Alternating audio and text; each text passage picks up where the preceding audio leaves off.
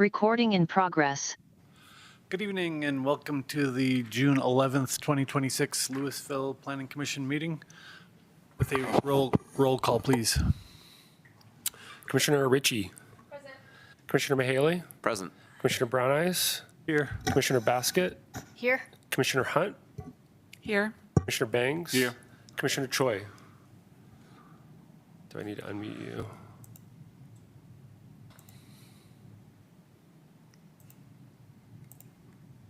How about now? I'm present. Commissioner Choi, can you hear us? I can hear you. Great.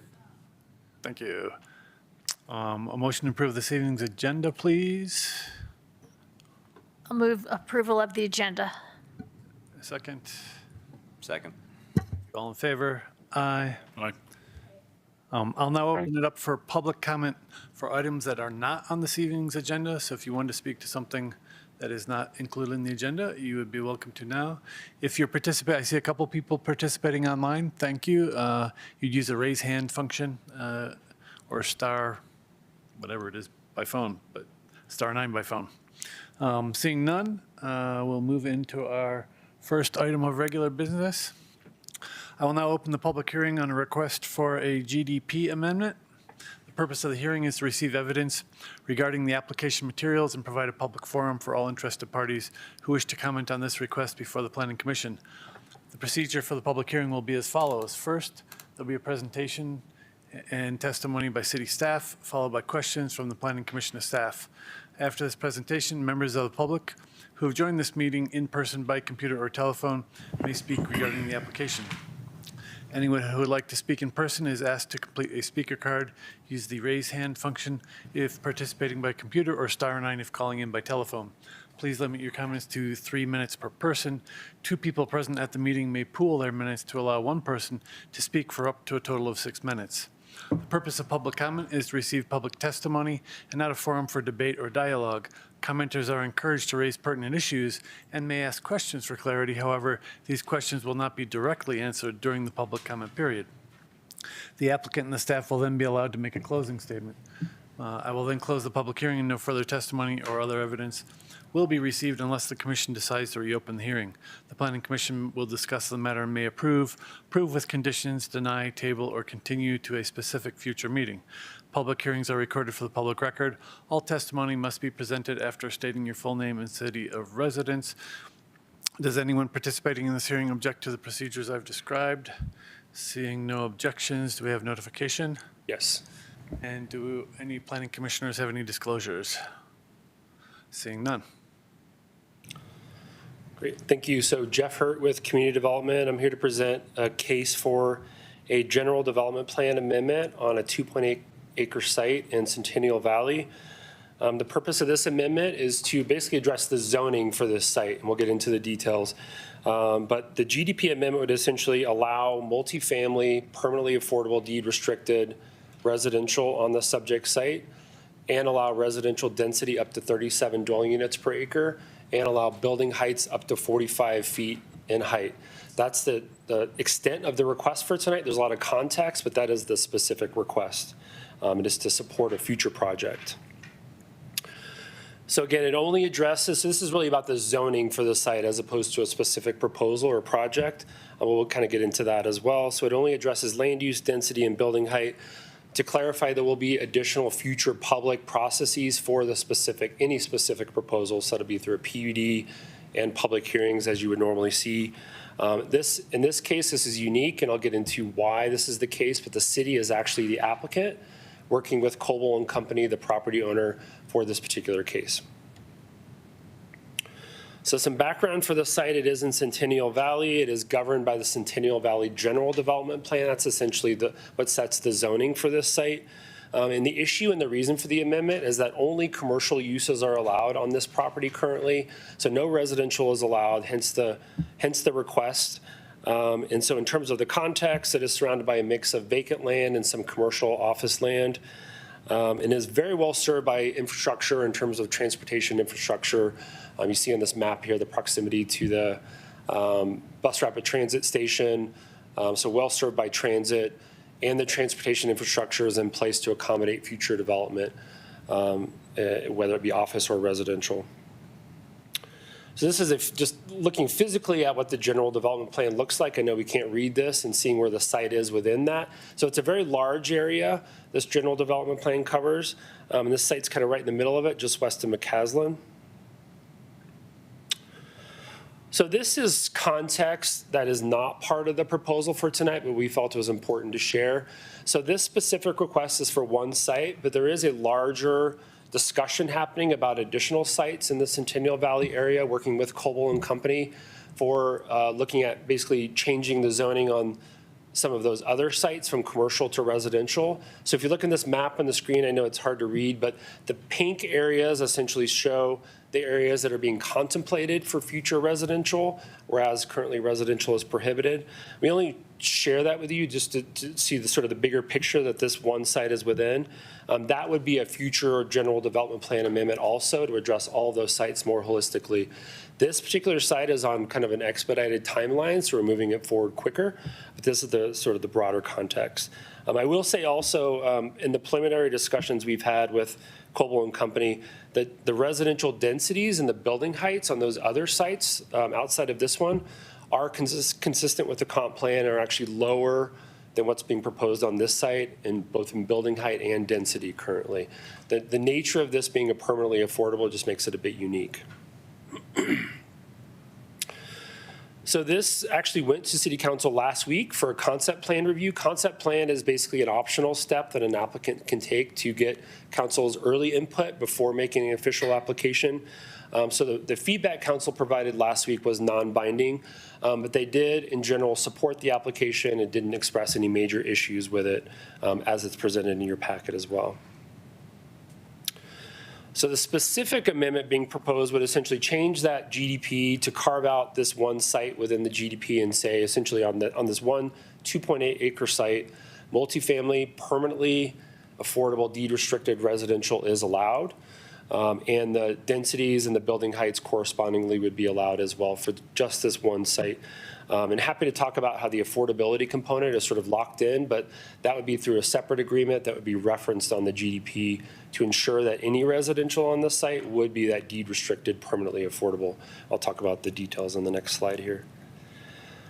So the specific proposal, and again, this is a future proposal that would come forward in a subsequent PUD application and a GDP amendment.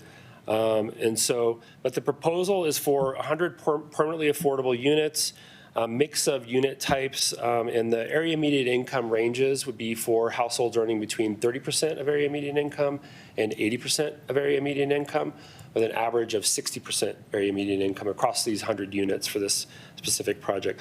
That's what the agreement in the GDP would state as these AMI ranges, so it's specifically for this type of project. They are proposing one parking space per unit. They're not required by code. They're actually exempt from any parking, but they are proposing to provide some. Again, this is subject to a future proposal. This is just context for what the GDP amendment would support. So getting into why this sort of unique situation, why the city is the applicant and working with Coble and Company, for a number of reasons. One, this request really closely aligns with a lot of our adopted policies around housing affordability. There's really clear connection between the comprehensive plan and the housing plan in terms of supporting a project like this. It would also address our city's Proposition 123 commitment, which some of you may be aware. The city council by resolution basically adopted a commitment to build 77 permanently affordable housing units by the end of this year, which is not going to happen. I'm happy to talk about the status of that. But this particular project would solely address that Proposition 123 commitment that the city has made. That's another reason why the city is the applicant. Another reason is we as a city are supporting a grant for this project, a land banking grant for the state that Coble and Company is authoring, in addition to a low-income housing tax credit application for this project. So there's a lot of things coming together to make us a unique case where the city is the applicant. I will also say that in these adopted plans and actually in the city council work plan that was adopted, it is explicitly stated as an action item for us to be the applicant for a city-initiated rezoning. So it all kind of tracks with our policy direction. Getting to some of the analysis on this site, not getting into all the comprehensive plan and housing plan policies, there's actually an attachment in your packet that lists all the applicable policies that we as staff looked at on balance to make our recommendation. But in general, this site is within the Centennial Valley Housing Opportunity Area, as it's called out in the comp plan. And there's a number of policies supporting housing affordability, housing diversity. There's also some additional policies that I didn't mention in terms of support for repurposing quote unquote underutilized commercial land for residential, which this is, being a commercial site currently. And certainly a lot of policies supporting residential density near transit, which this is, and also residential to support the nearby commercial. So the idea of more housing units sort of off McCaslin in our commercial corridor would support and strengthen that core commercial base and our retail base on McCaslin. So a number of policies in support of this request. Related to building height specifically, the comprehensive plan has very flexible guidance on this, but it is important to note that for this specific site, the comprehensive plan does call out 3 stories as the guidance for the maximum height.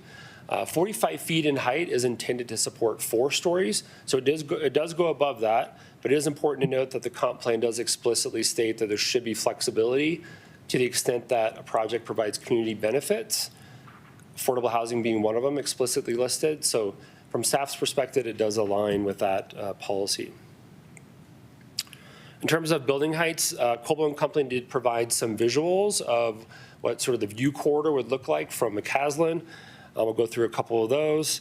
Hard to see on the screen right here, but this image is basically bottom left is current condition, bottom right proposed condition. If you're just west of McCaslin looking west, what would a 4-story, 45-foot tall building look like? I'll go to the next one, you can see it better. This is a little bit further west of McCaslin, like if you're standing on McCaslin looking west, this is what a 45-foot tall building would look like as you're looking toward the mountains. Some additional important context around building heights.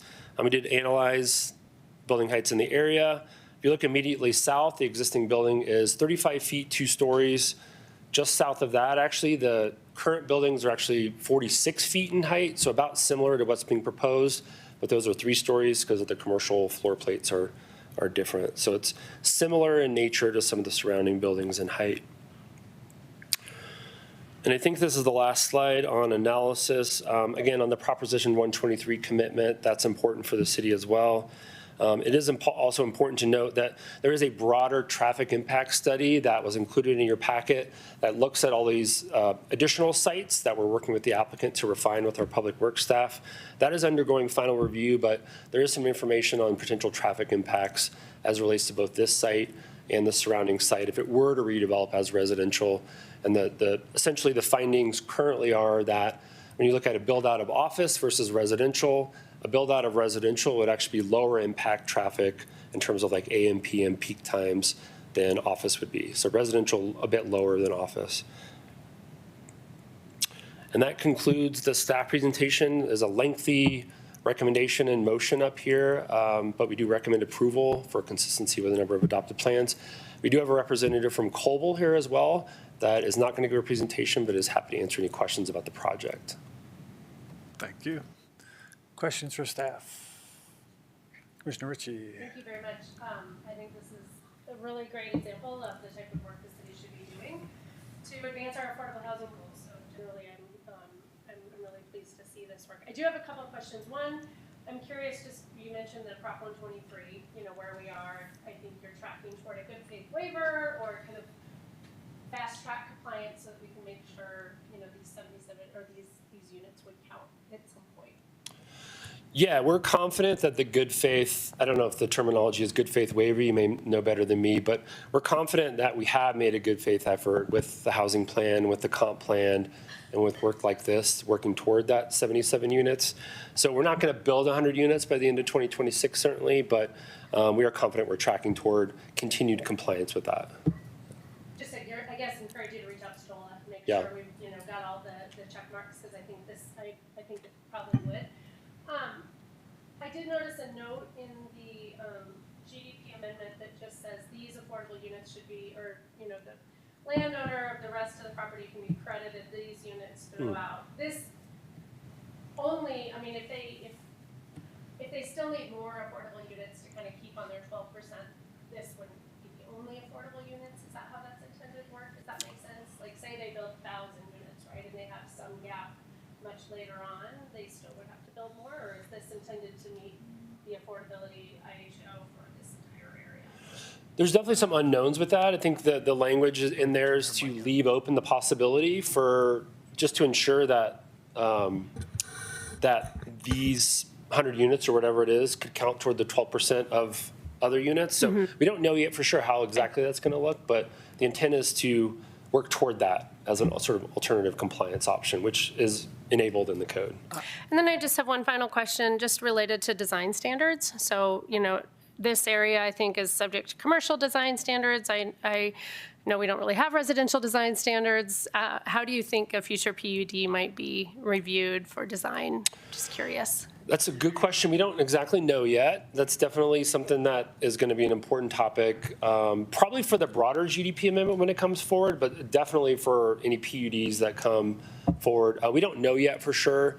But, you know, if you look in our, I believe in our mixed use design standards and guidelines, there is a multifamily design standards and guidelines embedded in that. So we would probably look to that for some level of guidance. I will say that we've expressed with Coble the importance of, like, this site plan that's shown here is not indicative of exactly what it's going to be, certainly you know that.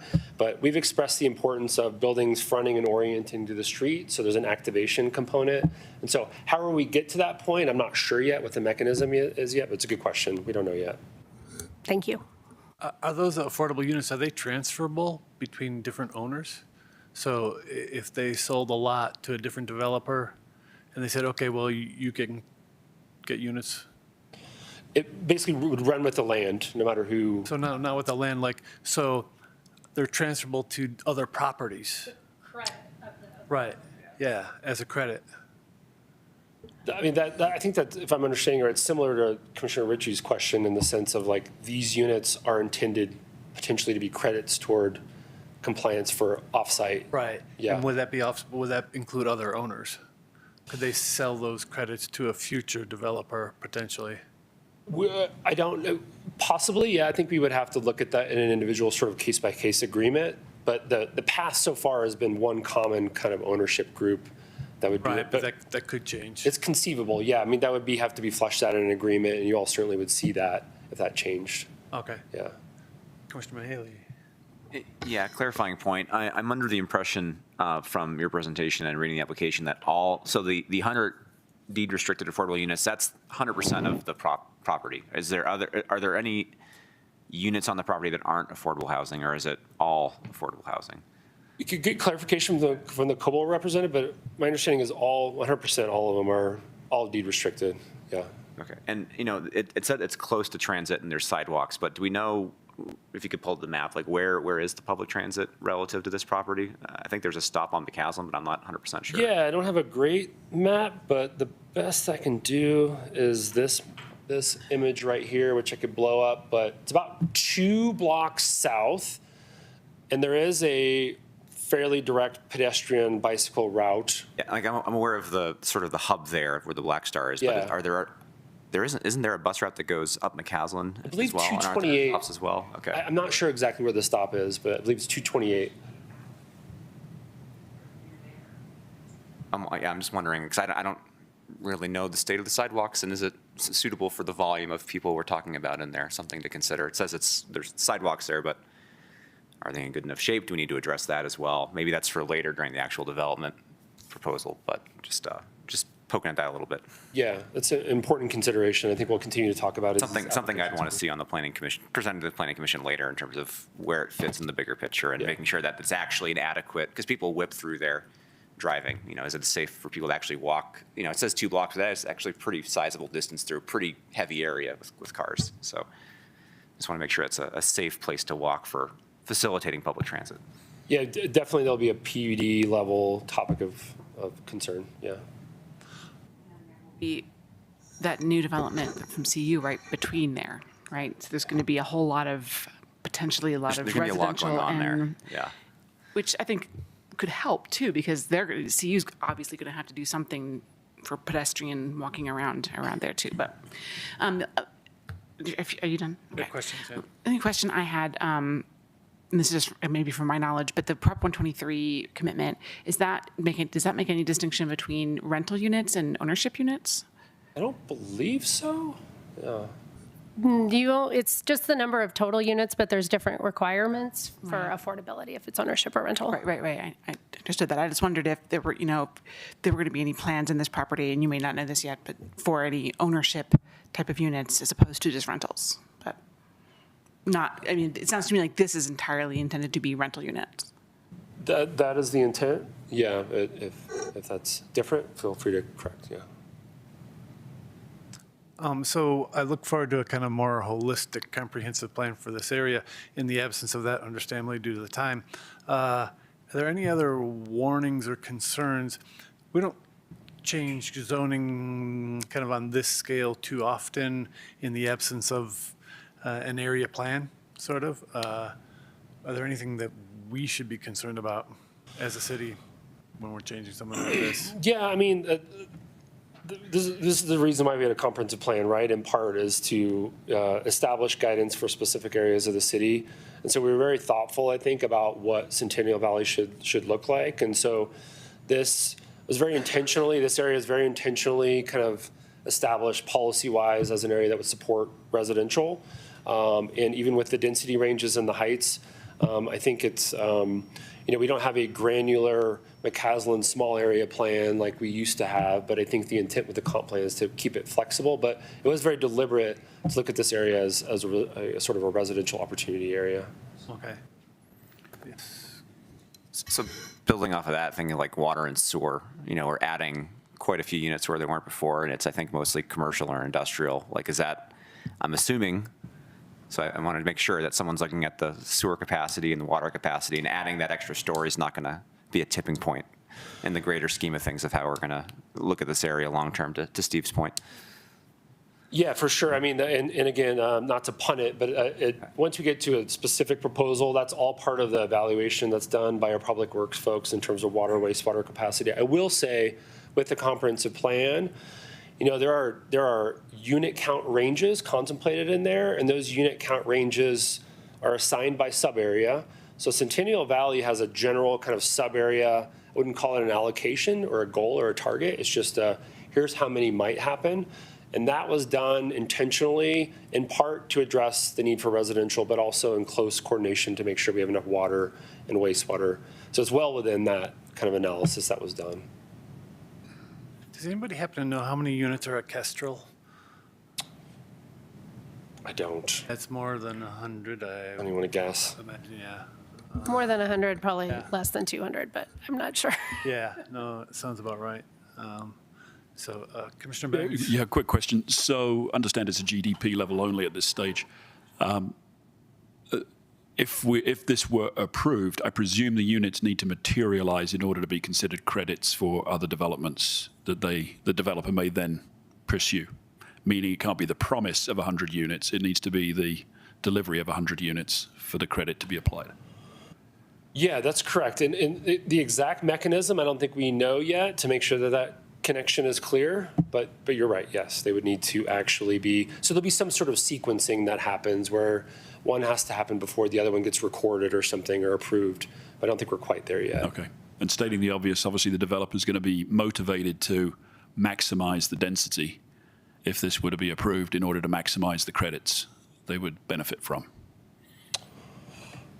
Yeah, I mean, that's fair, of course. Yeah, but I will say it's within kind of the reasonable parameters of what the comp plan guidance is as well.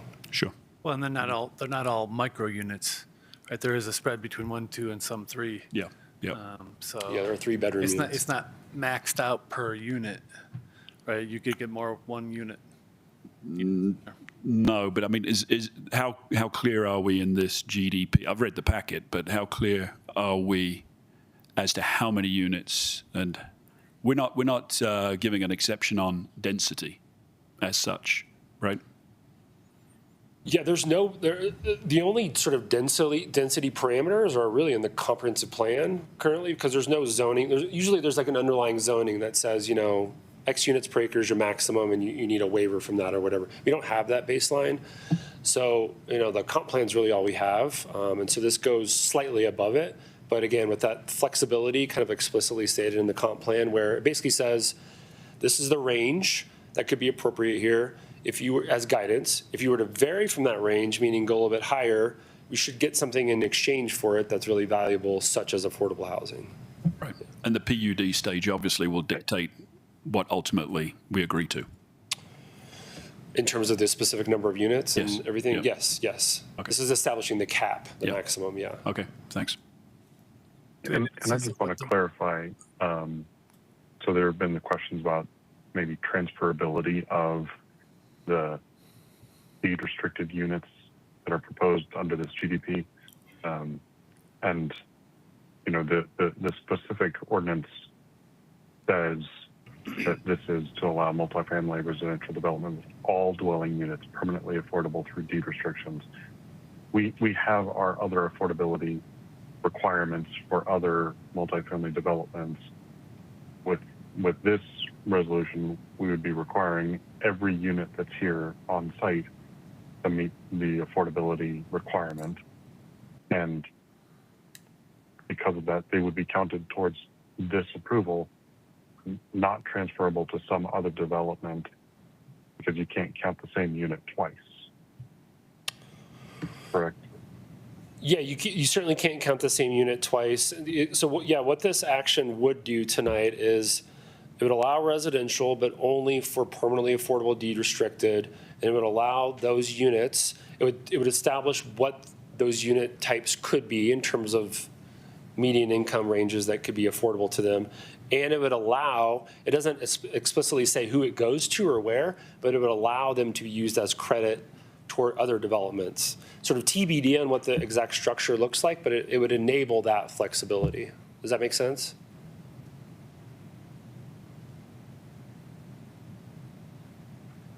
Commissioner Choi? Maybe. I was trying to see if that made sense to me. I mean, if every unit here is required, well, okay. Maybe it does, maybe it doesn't. But if I'm the only one that struggled with that, I'm happy to move past it. Just another question of clarification. I know the city is the applicant, and the city's been working with Coble and even bringing the preliminary discussion to council. Can you just confirm right now, Coble is the current landowner? Yes. But on that tradability, there's a possibility that a developer on the other side of town could say, we're going to put in 10 market rate units and we're going to buy these affordable credits from Coble. It's conceivable. I think that is pretty unlikely, but that would be something that this agreement, if the agreement that establishes that these units could count off-site. So our ordinance says you can count off-site affordable units to count toward your own. Right. It doesn't say where or how close, it just says off-site. So there's a lot of flexibility. So if that came to fruition, that was, that's how it played out, then that would come back to Planning Commission certainly through either a GDP amendment or a PUD, where we'd have to alter any sort of agreements to make that connection really clear. So it's only. But it would be similar to when a developer chooses fee in lieu of, where we don't have any standing to say, we don't like that approach, right? That is an option. It's ultimately up to council. The given is that they should be built on site, right? The 12% should be on site. Anything different than that, council has to approve. And so in this case, they would be approving through a future action an on-site affordable housing sort of alternative agreement that hinges off of this site. It would be complicated and messy, but this allows that to happen if that was the case. But I'm not even sure what the mechanism is Yeah. that would allow that accounting to even happen. My question is, related to that is, are these credits somehow severable from the land? Like, wouldn't this only arise, and they may be just not understanding how it works, but wouldn't that only arise if they sold the land that these are on to? So it would be all, doesn't that all be the same owner? No, It doesn't? Two different things. Okay. So I think, are you thinking about like the actual tax credits that are generated? No, I was thinking No? about if the concern that they could, some other owner of a different parcel could somehow just buy the credits from this building. And I don't that see didn't anything seem, restricting that. but, so what, so the credits are something that can be sold separately from the development? Any, wherever these units are credited toward would have to be through a city council authorization and approval of an agreement for that specific proposal. And I think Commissioner Choi, you were maybe suggesting that like 88% of the units could be credited toward other projects, so that the 12% of required for this, so not 100% of these units could be credited elsewhere, if I maybe understood. Is that what? I wasn't sure how any of them could be transferred over. If this requirement says that all of these units are affordable through deed restricted, then that counts for the requirements of what this GDP would be. I mean, Full stop. And then any other development would have its own requirements. And so that's where I was coming up with that you can't count them twice.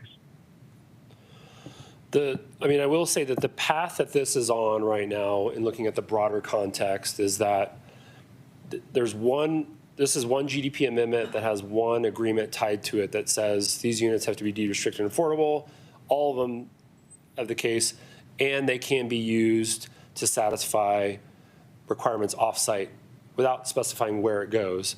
But the path that this is on is that those other sites, so looking at that broader map that shows the other sites Coble is contemplating for residential, that will come before Planning Commission, I anticipate, as a subsequent GDP amendment that will be bigger and broader. We intentionally separated them so this one can move forward. But as part of that broader GDP amendment, I think that's where you'd see all the mechanisms that all point to this. All these other sort of scenarios, like they are hypothetical and they could happen, but I think from our perspective, that's the path that we're on. Is there's one bigger GDP amendment coming that locks this all in through agreements that are assigned, if that makes sense. I think what I'm hearing is that this agreement, that they can count them, is to facilitate tearing this off of the larger project and getting it done now. Yeah, it's all, and frankly, it's all driven by, not all driven by, but the time sensitivity is there's a low-income housing tax credit application coming very soon, and that's one time per year. And so that's what's driving the expedited timeline. In a perfect world, we would have taken this all together as one holistic GDP amendment, certainly. Right, and then these units would count towards the affordability requirement for the entire development. You'd see a cleaner package in the Okay, absent I that deadline. That makes sense. Yeah. Additional question. So on a bigger picture question, is this the best way to do affordable for our community? For I mean, this is units? personal kind of opinion, but we hear from developers all the time that doing on-site 12% is really challenging as a 12% of the overall units, just because of the structure and financing and all that. So that's why you see most wanting to choose the fee in lieu option. And then the other more feasible practical option is to put it all in one place.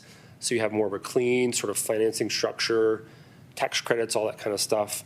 So this approach, from my understanding of how all this works, is one of the preferred sort of cleaner approaches. The 12% on-site is really problematic for a lot of developers, yeah.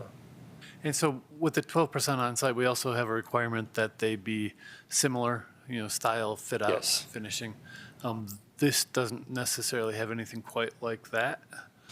That's a good observation and a good thing to note as we move through this process to ensure that I think any future agreements for those peripheral sites have some of that language in those agreements that say that draw that connection. The mix of unit types kind of puts it on a good path in terms of 1 to 3 bedroom units. Like if they're all studios, I think there'd be a concern, but it's a good question and something we'll definitely have to look closely at for the broader GDP, but make sure that they, similar. Just given, I think, some of the questions that we're raising and some of the things that are up in the air, and maybe this is a question for Coble, does it make sense to maybe just strike this kind of credit language from this GDP and then add it in on the next one when these details can be more figured out in case there's, just, I don't know, just a thought. If we're really just trying to get the zoning locked. Yeah, I mean, I would let the Coble folks answer that one, honestly. But, from our perspective, there are challenges that you all are raising in terms of the logistical aspects of it. But we also want it to be flexible, and we want to keep this moving forward. And so I think, we're open to it, but it definitely would be a Coble question. Yeah. All right. Yeah. Maybe, do we have any additional questions for now?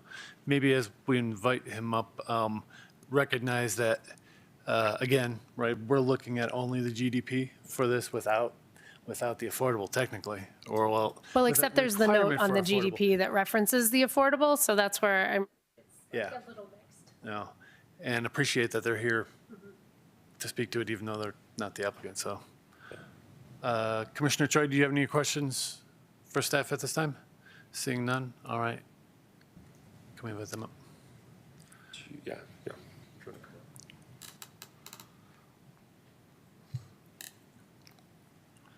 Hey everyone, thanks for having me today. I can jump right in with some of the questions if that's all right. I'm Chris Misseroom with Coble and Company. I work exclusively on our multifamily affordable housing team. So my focus across the state is building and developing primarily rental income housing. We also are Sorry, studying. Just to confirm, you don't live in Louisville. Sorry. You don't live in Louisville? That's just a little detail we have to confirm. Sorry, no, apologies. No, I live in Evergreen. Great, So, thank you. Yeah, yep, of course. So that's my focus is these types of housing communities. As Jeff mentioned, these can be rather tricky to finance. What's really driving, as he said, what's really driving the urgency and splitting this off is, if you think of the timeline of developing a LIHTC community, low-income housing tax credit community, if we were to receive awards of credits this year in November, we're at least a year to get through design and financing, and the complex financing environment we're in today, that's taking more than a year. We really wanted to get this project in line and get an application in with CHFA in August. Otherwise, we do have to wait until the following year to get our application in. It's not guaranteed you'll win credits on the first round. Sometimes it takes 2 rounds to do that. So just in the interest of getting the housing done, sooner than later, that's what was driving the request to split this out. Thank you for that. How many LIHTC projects, or what feedback are you hearing from CHFA on this project? I'm just curious if you can share kind of their initial thoughts on this one. Yeah, so we've only had some preliminary conversations with them. We do have a letter of intent in to submit an application in August. We've not yet had our exploratory call with CHFA regarding that. That said, we do a lot of projects with these folks. In fact, we just closed financing on a 65-unit affordable housing project in Gun Barrel today, actually. So, we're always in conversation with these folks. I think some of the initial reactions I've received are very positive in that they haven't seen a substantial amount of low-income housing development in the region. So they, I think would look favorable upon this project being developed here, this 100 units. Curious on the unit mix, how do you arrive at that? Was it 65, 24, 11 currently possible proposed? I know without going in too deep into it, since we're not in the PUD stage, but. Sure. In terms, when you say arriving at the unit mix, you mean in terms of the various AMIs? Well, that also, but also 1, 2, and 3 bedroom. Sure. Good questions. I'll address the AMIs first. It's something we've seen work really well at other affordable housing communities we've developed.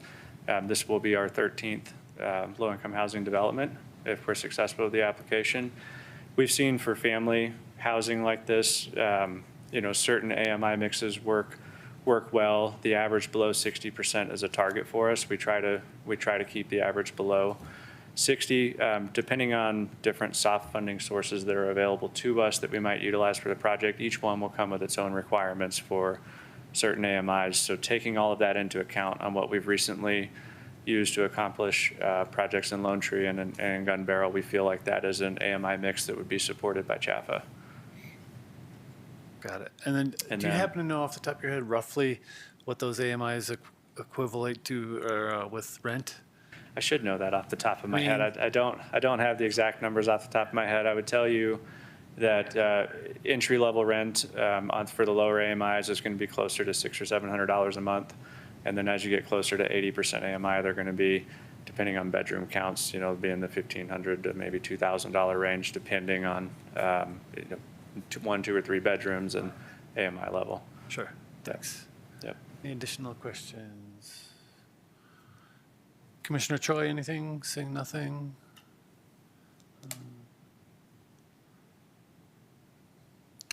So the application mentioned National Green Building Standards. I'm not aware of any National Green Building Standards particularly. So NGBS is there's many, I think we've probably heard a lot of different ones. There's LEED standards, there's NGBS, there's a lot of different environmental building standards out there. The National Green Building Standards is one that we use as sort of a baseline for any of our communities. We typically exceed that. Is that out of ICC or? That is, I don't know that that's through ICC. I think that's a separate certification that we get through our energy consultants that work with us on these projects. But that's, again, that's just a baseline, and we put that in there for that purpose, but we always exceed that. Okay, thanks. All right, seeing no additional questions. Yeah, thank you very much. Thank you. Appreciate you being here. I will now open up public comment. We do have, actually, we don't have any for this issue. And nobody hands online. Was there anybody here in the audience who wanted to speak to this issue? Seeing none? No? All right, thank you all.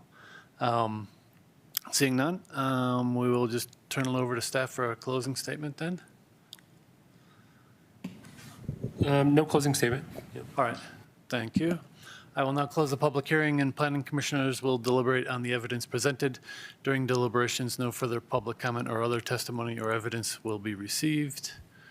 Who's got some thoughts they wanted to share initially here? Jump in. Member Haley? Sure, I'll jump in. Generally, I'm in favor of housing in the Centennial Valley district. As you've poked at, I'm a little weary of diving in without seeing the whole picture. I am a little concerned about the density, and I would, you know, when we get to the GDP or the PUD phase, would like to see details on walkways and lighting. I think that, you know, having a high density in that one spot there could be some challenges there that we would need to address in the development plan. And so I would want to hear those details. So that would help, but for now to keep the process going, and because I do believe that is a good area for this sort of development, I'm generally in favor. Thank you. Commissioner Hunt? Yeah, I agree with Commissioner Mahaley, and I look forward to seeing the PUD and seeing how, you know, more detail on how this will be developed. But I think that getting this project rolling is important for the area and for our community, so I will be in support. Commissioner Basket? So I'm comfortable with the risk that we're taking with this. I think it's important enough and a good enough opportunity that we should rally behind it and look at the details with a great deal of scrutiny as they come forward. Thank you. Commissioner Choi?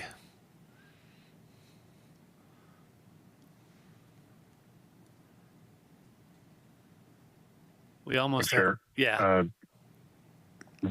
Yeah. Overall, it's an underutilized area. It's identified in the comp plan as a target location to enhance residential offerings. I am hopeful that ultimately it's going to come through as it's kind of crafted right here in this preliminary application. So yes, I agree with everyone else. We'll definitely scrutinize everything that comes through the PUD and want to make sure that we are tracking along with what it is that we're looking at tonight. But overall, I'm in support of that. Thank you. Commissioner Bangs? Yeah, I'm generally aligned with all the comments so far and generally in favor. I mean, it's a creative approach and it's timely. Clearly, the developer wants to get moving for various reasons. Yeah, it's unfortunate that we can't see the overall picture, but we understand the reasons for that. And I understand pockets of affordable within a broader development are more challenging to fund. So it makes sense. Yeah, it's good. Thank you. All right, thank you. Commissioner Ritchie. Thank you, staff, for preparing this in a creative way and advocating for affordable housing. And I just want to thank Coble as well. LIHTC deals and these affordable housing developments are very layered and complicated and take many, many years. And so I'm just grateful of your willingness to invest in affordable housing in Louisville. Thank you. Thank you. Yeah, I also look forward to kind of seeing the bigger picture and making sure it all makes sense. But I also appreciate that there's an opportunity here, and that as a community, we have expressed interest in trying to get this. And it might not be everything that I want to see on a certain spot, but I think it's that we need to jump on it. I think it's important that we're able to move quickly as a community. So thank you for all the work that's gone into it. With that, yes. Thank you. Recommend approval of resolution number 7, series 2026, a resolution recommending to the City Council approval of the Centennial Valley GDP amendment for Lot A of the Centennial Valley Business Park filing number 8 final plat. Do we have a second? Second that motion. Thank you. Roll call, please. Commissioner Ritchie, Yes. Commissioner Mahaley, Yes. Commissioner Choi, Yes. Chair Bronice, Yes. Commissioner Basket, Yes. Commissioner Hunt, Yes. Commissioner Bangs. Yes. Motion carries. Thank you all for your work on this. All right, let's see, 7:16. We will now move into our second item of business. I will now open the public hearing on request for a GDP amendment for the St. Louis Parish. The purpose of the hearing is to receive evidence regarding the application materials and provide a public forum for all interested parties who wish to comment on this request before the Planning Commission. The procedure for the public hearing will be as follows. First, there'll be a presentation and testimony by city staff, followed by questions from the Planning Commission to staff. Next, we will have a presentation and testimony by the applicant, followed by questions from the Planning Commission to the applicant. After these two presentations, members of the public who have joined this meeting in person, by computer, or telephone may speak regarding the application. Anyone who would like to speak in person is asked to complete a speaker card, which are available on the table outside the door there. Use the raise hand function if you're participating by computer, or *9 if you're calling in by telephone. Please limit your comments to 3 minutes per person. 2 people present at the meeting may pool their minutes to allow 1 person to speak for up to a total of 6 minutes. The purpose of public comment is to receive public testimony, not a forum for debate or dialogue. Commenters are encouraged to raise pertinent issues and may ask questions for clarity. However, these questions will not be directly answered during the public comment period. The applicant and staff will then be allowed to make a closing statement. I will then close the public hearing, and no further testimony or other evidence will be received unless the commission decides to reopen the hearing. The Planning Commission will discuss the matter, may approve with conditions, deny, table, or continue to a specific future meeting. Public hearings are recorded for the public record. All testimony must be presented after stating your full name and city of residence. Does anyone participating in this hearing object to the procedure I've described? Seeing none. Do we have notification? Yes. And do we have any Planning Commission members or disclosures? I'll just disclose I was the previous case planner the last time this GDP came before you all, but I can be impartial and review the facts of the case. Thank you. Any additional? Seeing none. Thank you very much. Good evening, Commissioners. This is Emily Klein-Gibson with the staff presentation. This is for Resolution 8, Series 2026, recommending approval of a third amendment to the St. Louis Parish and Commercial Park General Development Plan. Excuse me. The request is specific to one lot within the overall GDP area. The proposed GDP amendment includes an increase in the allowed floor area for the lot, as well as a new proposed zone for the GDP design and bulk standards.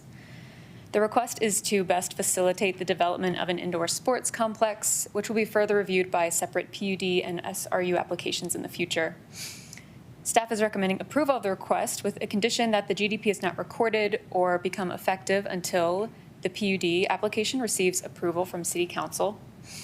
Since the proposed GDP amendment is for the specific needs of an indoor sports complex, this condition ensures that the existing GDP standards established with the second GDP amendment, which is the current reigning document, remain in place if plans for the sports complex fall through. To provide some background, the land included within the GDP is located on the corner of 96th Street and Dillon Road and runs north between 96th and the BNSF Railroad. The land was annexed into Louisville in the late 1990s and placed in the agricultural zone district. The approval of the St. Louis Parish GDP in 2004 rezoned the properties to the planned community commercial zone district, which was a significant upzone in density and use allowances. In an effort to retain the area as a transition between the rural surrounding open space to the south and west and the industrialized CTC development to the east, design and bulk standards were incorporated in the GDP. This slide provides an image of the St. Louis Parish GDP. Land within the GDP is divided into 3 zones, as shown on the left, and each zone contains design and bulk standards, which include a list of permitted uses, floor area ratio and lot coverage maximums, building setbacks, and maximum building heights. These bulk standards reflected broader policies at the time, like the 1998 South Sub-Area Comprehensive Plan and the 2013 Comprehensive Plan, which identified this area as a rural gateway to the city of Louisville and established a maximum FAR of 0.25 to reinforce the idea that this area was a buffer between the surrounding land uses. These plans have since been replaced by the 2026 Comprehensive Plan, and the 2026 Comp Plan does not label this area as a rural gateway, nor does it provide any maximum floor areas. The First Amendment was approved in 2017 and included just minor revisions to the permitted uses. The second GDP amendment was approved in 2020 and included major changes to the document, such as rearranging the zone boundaries, modifying the list of permitted uses, increasing the total allowed floor area by 60,000 square feet, and other site design revisions like increasing the maximum building height from 35 feet to 40 feet and reducing the building setback from 96th Street. The land within the GDP had remained undeveloped for over 20 years after it was annexed into the city, and many of the changes in the second GDP amendment were intended to create better development conditions for the properties. And once that second amendment was approved, several industrial and commercial buildings were constructed. So this slide shows what the second GDP amendment looks like, and this is, again, the most current zoning document for the area. The image to the left shows a revised layout of those zones that better align with the property boundaries, and the commercial development characteristics table to the right reflects those design and bulk standards for each of those zones. The games parcel, which is that rounded property that's located to the far left in the site diagram, is a subject property for tonight's proposal. The same design and bulk standards of setbacks, parking, height, and architecture that were in the original GDP remained with the Second Amendment, and the FAR and total square footages were placed in a new table that's located on the bottom right of the screen. The FAR development table outlines maximum floor area allowances for each zone, and then each zone is added to get the total floor area allowance for each parcel, which is then added for the total overall floor area allowance for the entire GDP area. So tonight's proposal includes modifications just to the games parcel, which again is the single northernmost parcel located on the screen here.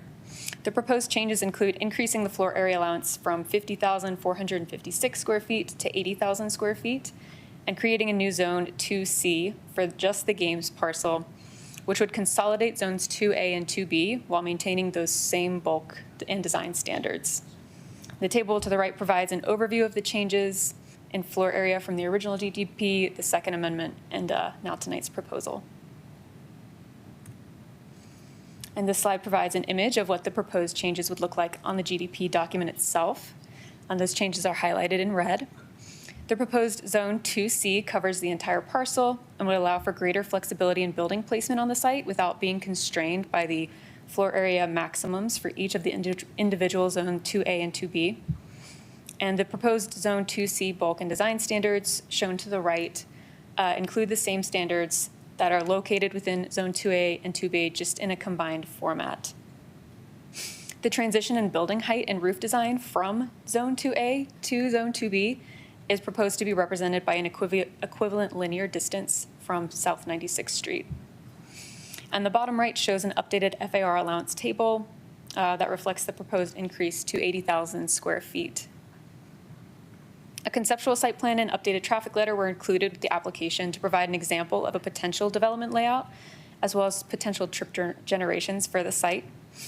A separate PUD and planned unit development and special review use, or SRU, application will be required prior to any development on this site, and that will include thorough review of the building layout, site design, and anticipated impacts from the indoor sports facility use. So for the analysis, as a reminder, the purpose of the planned community zone district is to use contemporary land planning principles and coordinated community design to encourage and improve the health and safety of the community and recognize the economic and cultural advantages of a planned community development.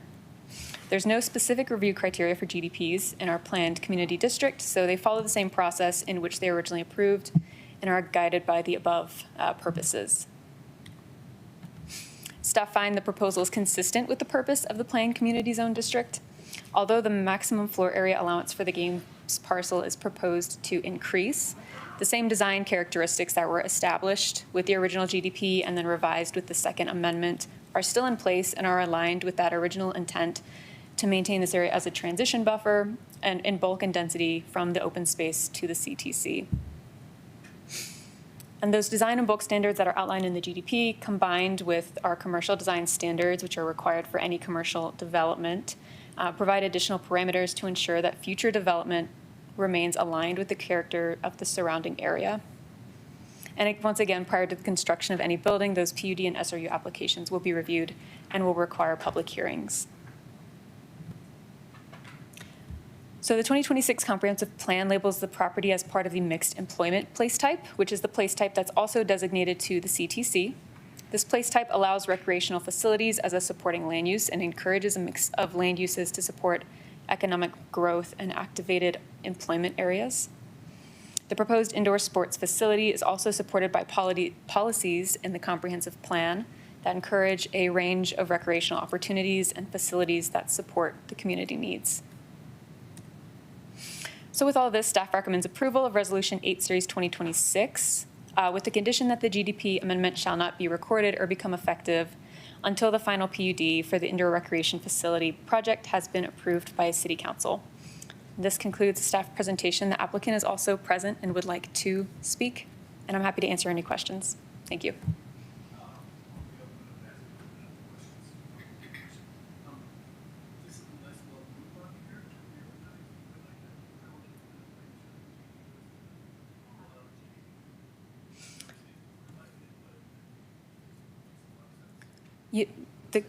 The condition, I personally am not sure if we've done it in the past, but it seems like we may have. But it is unusual. Yeah, yeah.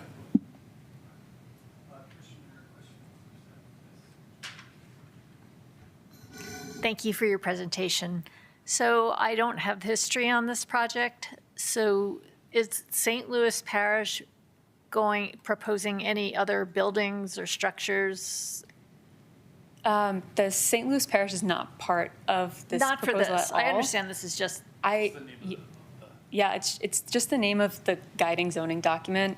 I'm not aware of St. Louis Parish having any future hand in the land. There's no active applications for so it. this is a for-profit recreation facility? Correct. Okay. Yes. I didn't feel like that was crystal clear to me Okay. in the staff report, so that's helpful. My second question has to do with the public comment we received about the parking. So staff's reaction to that in terms of what you've seen so far. And also, can you go back to a map and show where that property owner is located that is concerned? So also the history on this piece of property, This piece of property has always had a different owner than all the other parcels. Gomez, I think was the pronunciation we used to use. Yeah, and so that's where that house was until, a year or two ago, something like that. And so I don't know, does anybody happen to know, does St. Louis still own the far parcel there? I think so, yeah. I believe so. Yeah. Yes. So, all right.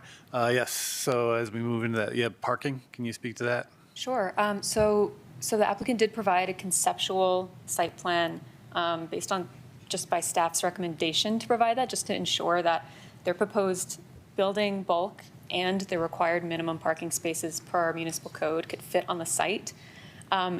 As far as, future parking needs and stuff like that, that would be determined mostly through the PUD process and the special review use application as well. The indoor sports facility is a special review use per the existing general development plan, the second amendment. That's not proposed to change or anything. So one of the things that staff will look at with the SRU application is what the proposed impacts would be on parking and what their business plan lays out for, their scheduled events and stuff. And then the PUD application would address the specific number of on-site parking requirements. But as far as the conceptual plan goes, they are able to meet the minimum parking per our code. Thank you. Commissioner Ritchie. Yeah, follow up on that. Sorry, just So, go ahead. Just a moment. Commissioner Ritchie. I was going to ask for a quick clarification. So the sports facility is an SRU. It's not something that's a use by right after the second amendment to the GDP? Correct. It will remain an SRU. Commissioner Ritchie. So it looks like the conceptual site plan shows 1 spaces per 500 square feet. Is that the code parking requirement for indoor sports facilities? I don't recall. I'm just curious if that's. That is the code requirement as far as I know, and that's also, I believe there's another indoor sports facility in the CTC. That's the code requirement that we used for that development as well. At one point, there had been. I had one other. Just a moment. There had been a right-of-way dedicated for a trail in the back of these properties adjacent to the train tracks? Yes, on the back. So for east, Yeah. are you talking about east? Yes, as part of the conceptual plan, they did leave that space Great. dedicated. Commissioner Choi. Thanks, Sharon. So another previous staff comment said that commercial design standards apply to this, and there was an intent to try to maintain character with the adjacent developments where there are consistent bulk and use guidelines for the whole area. I know that previous developments include some areas of abandoned turf that are associated with some, rather large tree lawn areas adjacent to the roadway. Are those standards still applicable to this? Just as they're kind of reflected on the conceptual site plan? Non-functional turf? No, they're not applicable. Are you, Commissioner, you're referring to in the current GDP, there's significant buffer standards from 96th Street, like landscape buffer standards? Yes, and just you had made the comment that there was an intent through the commercial design standards to maintain the same character of the existing development, and there's a significant amount of that abandoned turf that was part of that existing development. I just wanted to understand how those were being reconciled. Well, you said knowing that that's not something that we're abandoned currently turf? allowing. Commissioner Choi, you said abandoned turf? Yes. Well, The non-functional turf that's along the roadway. well, I mean, I think it's all dead right now, but I believe that turf, if it's along the roadway within this property, that would be addressed with the PUD through a landscape plan. and it's certainly not a requirement anymore. It was at the time that the grass in front of the 7-Eleven was put in, but we've moved beyond that as a city, fortunately, so. Right. Okay, I just wanted to make sure that that wasn't a character of the existing development that wanted to be maintained through this. Oh, right, got it, yes. No, I think current law will overrule that, yes. Correct. And I just want to, just not to put too fine a point on it, but all these changes, any perceived rights granted by changing the GDP now would not become effective if a PUD is not approved. If a PUD specific to this indoor sports proposal is not approved, correct? Right, then this goes away, or does it Correct. stay? It would not become effective. Right, okay. Additional questions for staff, yes. Commissioner Mahaley. Could you clarify the code? Maybe you said it and I was missing it looking at the resolution. The parking requirement is tied to square footage, or what metric is the parking requirement tied to exactly? The parking requirement is 1 space per 500 square feet. Thank you. I thought- Additional questions? Seeing none, thank you. If we can invite the applicant up, please. Good evening. My name is Tim Merkel. I am a resident of Louisville, and I live at, do I need to say the address? No, Is that- not okay. anymore. That's the old way. That's the old days. Okay. I'm a resident of Louisville, and I'm the applicant, and want to just say thanks to staff for all the hard work, and thank you guys for doing what you guys do. It's an awesome city to live in. Staff Emily did a great job of talking through the GDP details, and if I can answer any of those questions, I'll try, and of course, we can get staff back up here. But I thought I would talk about the concept, because I'm sure you guys have some questions about, well, what the heck are we building here? What's it for? How would it work? So let's talk about what this thing is, and why do we need extra square footage. So this is an indoor sports facility, and imagine 3 pads, fields, if you will, of about 100 feet by 200 feet. And in a space like that, you can put 1 hockey rink. We're not doing hockey, we're not doing ice, but 1 indoor soccer field, 3 basketball courts, or you can put 4 volleyball courts. These spaces require clear span, which is why you have to build a building specific for these uses. Our friends over at Relish were able to find a way to work within the posts of the facility over there, but these sports need a large clear span. So we don't currently know what we're going to be putting into these 3, think of a business card kind of scale size. So if you had 3 business cards stacked on a field, on a table, you could have 1 indoor soccer field, maybe 2 indoor, maybe an indoor lacrosse, they're interchangeable, and then 1 set of courts that could either go with volleyball or basketball. These facilities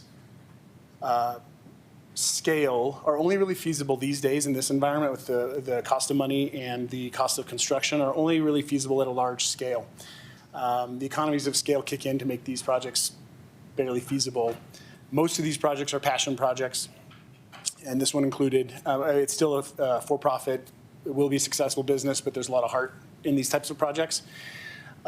So right out of the gate, we need 3 fields, that's 60,000 square feet, add bathrooms, social areas, a snack bar, a sports performance area, AKA a gym, and then maybe and then some facilities for physical therapy type uses or ortho type uses.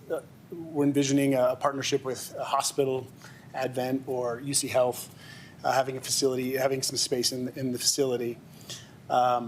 So the sports would be a mix of turf sports and court sports. Turf would be primarily soccer and lacrosse, but there's no reason we couldn't do kickball, adult and youth, ultimate frisbee, field hockey. On the court side, primary uses would be volleyball and basketball. From a function perspective, we're thinking it'll likely be leagues where you form a team with your friends, and you join a league. You play eight sessions, one game per week, and then the cycle repeats. There'll be developmental academy type programs where kids show up. They're sorted onto teams based on skill level. They get 1 practice per week and one game per week. And the intention is to get kids off the couch and into new sports. And then there's also clinics and camps. It's just, and the focus for this facility will be more on learn to play. So there are some facilities out there that are really for elite athletes, and we'll have some of those. But our passion is for getting kids off the couch, helping them socialize, helping them move their bodies and be healthy and learn some grit. And we're also, our target market is getting adults back into sports as well. So everything from adult competitive leagues all the way to adult competitive things like soccer or basketball, all the way down to walking soccer, helping adults stay in sports and get back into sports. Let me just make sure I covered everything that I wanted to cover on the what it is. Why are we building this thing? Today more than ever, adults and even youth need more ways to socialize and more ways to move their body, and what better way to do that than do it at the same time. Specifically, we're building this because we think it's the answer to screen time for kids. We think there needs to be more outlets for youth to get off screens. And for adults, there's a loneliness crisis, and we think this is a great way for adults to get connect with their fellow citizens and get healthy at the same time. I think I could go into this. I wrote this all up, but you guys are all very knowledgeable on the comprehensive plan and the areas that this would align to. So I'll just briefly touch on the facts that, in the top 10 things to get right: exceptional parks, recreation, and cultural opportunities, and core values includes community places and community connectivity. We think we check all those. And from an economic vitality perspective, this type of facility generates a good amount of traffic, the right kind of traffic. So I won't break down the math, but assume that during prime time, dinner time on a weeknight, 300 folks will rotate through our property, through our facility. And I guarantee that some of those folks will come early and have dinner and eat and patronize our awesome facilities here, businesses here in Louisville, or stay after and do the same thing. So with that, I think that covers most of the concept.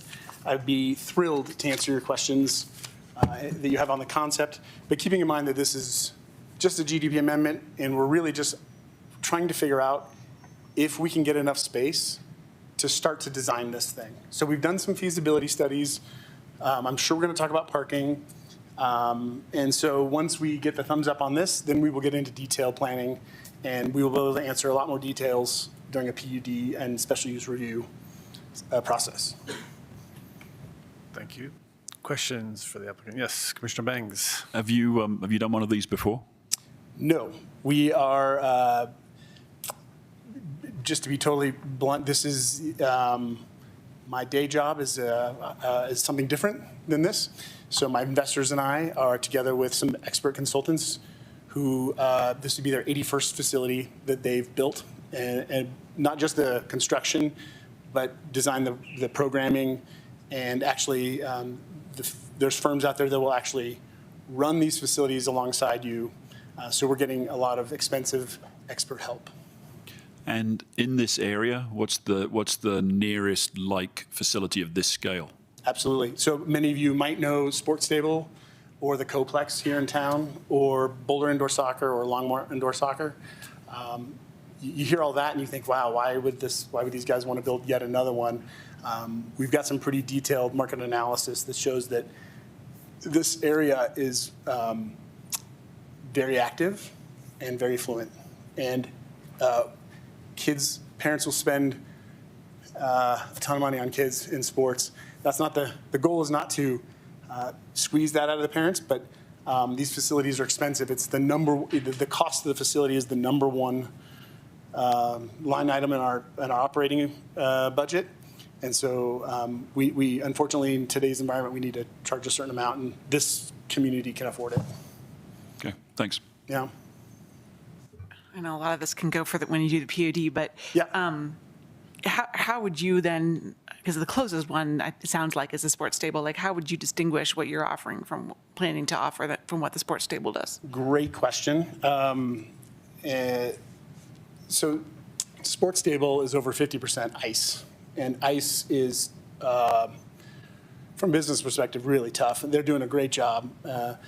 Sports Stable, gosh, raise your hand when I get into detail. I'm passionate about this. Sports Stable has a soccer pitch that is a weird shape. It's like a square. It's not great for soccer. It's not really great for any one sport except baseball. They do have volleyball and basketball courts. I'd say 2 volleyball courts or 1 basketball court, and then another one, and maybe they've got 3 basketball courts. Our facility will at least have 3 basketball courts, and that's not enough to saturate the market, right? So they're ice, court, and a tiny bit of turf, and the court, look, the Coplex is down the street, and they're doing just fine. So we're far from saturating the market on court space, and on turf, Sports Stable doesn't even really make a dent. Our biggest, if we're doing a business case analysis here, our biggest competition would be Boulder Indoor Soccer and Longmont Indoor Soccer, and they are wildly successful. Hats off to them. But I think there's more than enough customers to handle another facility. Thank Does that you. answer your question? Okay. Additional questions as it relates to GDP? Yes, Commissioner Ritchie. Thank you. I think this would be a great use in this site. I think the visibility would be good. I think it'd be great to activate and continue to see investment here. I think like the others, I am curious about parking. Yeah. Can you remind me if on-street parking is allowed on the interior streets? I don't remember. You can answer that in a minute. But I guess knowing that you have concerns from some of your neighbors, what are your plans to, if you're wildly successful, Yep. how would you manage parking? Or Yep. can you speak to that? So that's I just came back from the indoor sports complex conference, and this is something that every facility has to manage everywhere. No facility has unlimited parking, and so your programming dictates your parking. And I'll just take you through an example. If we, in our 3 pads, if you will, and we did all turf and we did all soccer, and we just do a quick mental math. Each team has 6 players on the field, but let's say 10 because they've got people on the bench. So there's 20 players per field, so that's 60 players for the whole facility. I believe at 80,000 square feet, we're required to have 160 parking spots. And so right now we have 60 players. Let's add 10 for staff and referees. So we're now at 70. And let's go worst case scenario. We turn everybody over on the hour at the exact same time. We're at 140 spots. We can gobble that up, no problem with 150. Same scenario if we decided to go volleyball. Well, now we can get 12 volleyball courts in there. And if we ran the whole facility on volleyball, that is 60 players per pad, if you will. Now we're talking about unsustainable programming. So, and I guess I'll go on record and say that our goal is to maximize the parking within the design guidelines with the open space, and and I believe in the packet there's a conceptual design that you can see, but our goal is to. The sketches we're doing internally, we think we can get 160 to 200 spaces on the lot, and we're asking for 80,000 square feet, but in all likelihood, we might end up at 78,000, 76,000 square feet. The envelope is really just to get us permission to design this thing, so we might actually shrink to optimize at a future date. So I think as long as we are thoughtful on our programming, our parking will be good. And we want our patrons to have a good parking experience. And we know that we have 0 plans to rely on our neighbors for parking. Special events, tournaments? Is that tournaments or not? Well, TBD on that. But parking would be part of the planning process. Additional questions? Seeing none at this time. Thank you very much. Excellent. Appreciate your thoughts. I will now open it up for public comment for people who would like to speak. Please limit yourself to 3 minutes. State your name and city of residence. Is there anybody here who wanted to speak to this issue? We have Steve Hamilton. Oh, online there? Oh, here. Okay, yes, thank you. Welcome up. As we do so, can we motion to enter a public comment received by email into the record? I'll move to accept that in the record. Thank you. Second? Second. All in favor? Aye. Aye. Carries. Hello, welcome. Good evening. Steve Hamilton. I work for Cushman and Wakefield out of Denver. We're the owner's rep for what used to be on that screen, the 2 big warehouses, Tendeg and Honeywell. And of course, we're here because of parking concerns. It wasn't very long ago, my kids, they're in college now, they were doing the sports, visiting these great facilities. So we're not against the facility, but every time we visited, they're notoriously underparked. We're the adjacent building, and we're going to be the free rider spot with all the parking. We're concerned about liability, slip and fall in the winter. These are indoors, so we'll have a lot of games. We have car meets, we have burnout groups, damage to our asphalt, damage to our concrete, and there's not even anything organized yet. So liability is our big concern. Damage to asphalt, the trash we incur having to pick up, it just goes up from there. A couple things I heard a moment ago. On one hand, he discussed density. We're going to put a lot of fields, get a lot of people. We have restaurant. We have 300 people at a time. Sports, medicine, right? That density is going to bump the parking, and we're going to suffer. How we handle that, we can be great neighbors wherever you went and work on it, but there's a cost associated with it. And that's what we want to, safety and then economics behind that. So that's our opinion. So thank you. Appreciate your time. Is that the only card? Two more. Oh, Next, two more. Okay, great. Thanks. Greg Freebury, Then also on deck. and then on deck, Andrew O'Connor. Good evening. My name is Greg Freebury. I'm a Louisville resident, sports dad as well. I'm the founder and owner and CEO of Tendig, which is in the building that you saw that was just to the south of this complex. I also have two sites in the CTC. One of them is on Box Elder, which is nearly across the street from the Coplex site. So I have a little experience with overflow problems with parking. At Coplex, when they have tournaments or events, if you use the same parking formula over there, it's not working. You've got hundreds of cars up and down on Box Elder Street, and you got lots of cars in my parking lot. Sierra Space, which is their next door neighbor, is very grumpy about this, and I think they're being aggressive about trying to keep people out of their lot. The challenge I see here is at Coplex, you can accommodate overflow parking all up and down Box Elder, which is a long run. So if you did want to keep people out of other people's lots, at least you got an option there with overflow parking. The challenge I see on this side is you're pinched. You got the train tracks on one side, you got 96 on the other, and you got my building just to the south of them. Where's your overflow parking going to go? There's no place. There's no street parking. So, my suggestion to the council and to the applicant is, what is your plan for overflow parking? Because I don't believe 1 in 500 square feet is enough. I've been through this, applying with the city. 1 in 500 is for manufacturing density.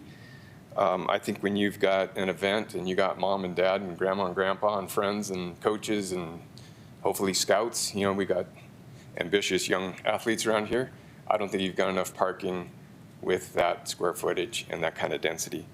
So that's my general question to the group is, what is the plan for overflow parking? And, as our manager has stated, I hope our lot is not the plan for overflow parking.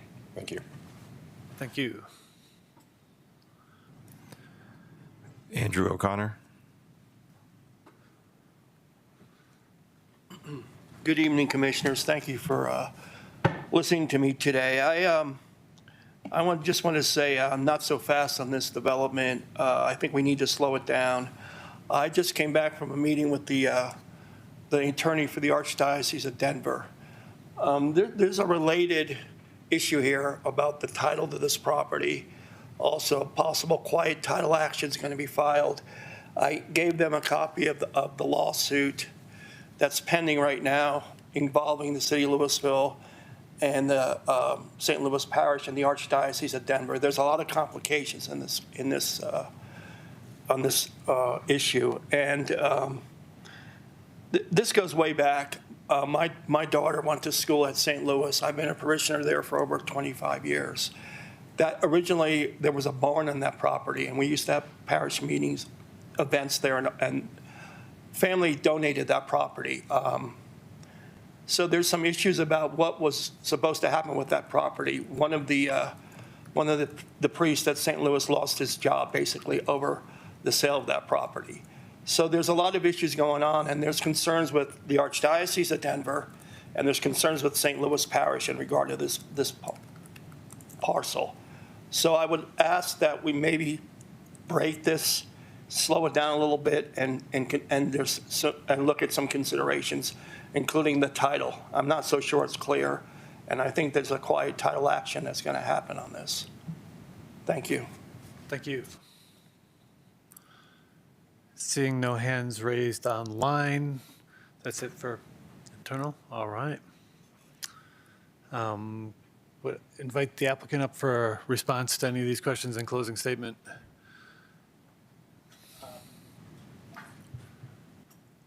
Let's talk about parking. We absolutely want to be a good neighbor. We're very open to parking agreements, if that's a possibility, and shared costs. That's something that we would be thrilled to have a chat about. I'm excited to meet these gentlemen. We'd start that conversation. But beyond that, if that's not a possibility, I guess I would just reiterate that we aren't using the same parking algorithm as Coplex. Yes, we fall under the same zoning guidelines, but I think if I did the math on my goal of 200 spaces, we're at 1 per 300 square feet. So just wanted to, I guess I want to bring up three things. One is our goal is to be well below the 1 to 500, one spot for every 500 square feet. So that translates into more parking. So that's our goal. Two, Coplex is courts, and we would be a mix of court and turf. And so that's the second bullet point. And the third bullet point would be that in a facility this size, we can turn on the 20. So Coplex typically turns everything on the same clock, meaning so everyone's coming and going at the same time. But if you have 3 different zones, your 60 kids goes up to 80 kids, goes down to 60 kids, goes down to 80 kids, goes down to 60 kids. And that's all in the programming. We want to be good neighbors. We're happy to agree to whatever it takes. The goal is not to take advantage of our neighbors. And as far as quiet title, that's a new one for me. I guess this is just a closing statement, but if there's any other last questions, I'm happy to answer them. Awesome. Thank you. Thank you. And we'll turn it over for staff for a closing statement. Thank you. Just want to clarify that the private street internal is not wide enough for parking, on-street parking. And once again, the parking determination will be, and layout will be determined through the PUD and SRU processes. Thank you. Thank you. I will now close the public hearing, and planning commissioners will deliberate on the evidence presented. During deliberations, no further public comment or other testimony or evidence will be received. Who would like? Commissioner Ritchie. I'm happy to start. I think given the fact that there's a condition of approval that the GDP amendment won't be recorded until much later and we see all these details, I think I'm comfortable moving it forward, but I do think we should, potentially look at the requirement for a shared parking agreement, either, I don't know if you attach it to the PUD just to make sure, because without on-street parking available, I'm all for low parking requirements generally, but these types of situations where parking is very constrained, I do think we need to be really careful with, economic development for our existing businesses, for new economic development, for activation. So I think this one's going to be tricky, and I think we have a backstop here, with not recording the GDP and guaranteeing them, but that's kind of where my concern on this. I'm not sure what we can do at this point to guarantee it. Thank you. Commissioner Mahaley? Yeah, I'll just acknowledge that I'm not sure how to handle the last comment regarding the title issue. And so, we'll let the city take care of that. yeah, so I'm stating out loud that that is my perception, that the city will be taking care of that, and that I don't see that as part of the criteria. Right. For discussion today. So just acknowledging that and acknowledging that that's an issue. So I agree very much with Commissioner Ritchie. I think the approval of this will very much be viewed through the lens of parking. And I think all of us, at least I certainly resonated with the comment about the constrained parking, that there really is no spot for overflow. It's not like the CTC where you have other streets where you can go to. as a sports parent myself, I won't name any specific facilities, but that is probably my largest frustration about these sorts of facilities. It's fun when you get there, not so much when you're on the way.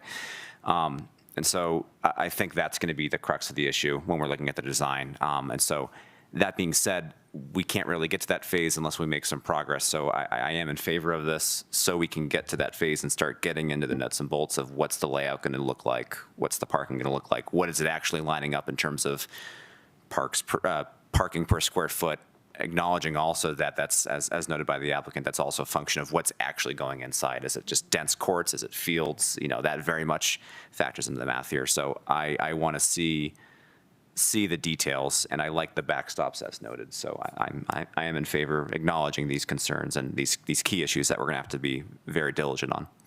Great, thank you. Commissioner Baskett. It seems like there's a bit to be worked out. So I will look forward to discussing this further. I will be in favor this evening. Thank you.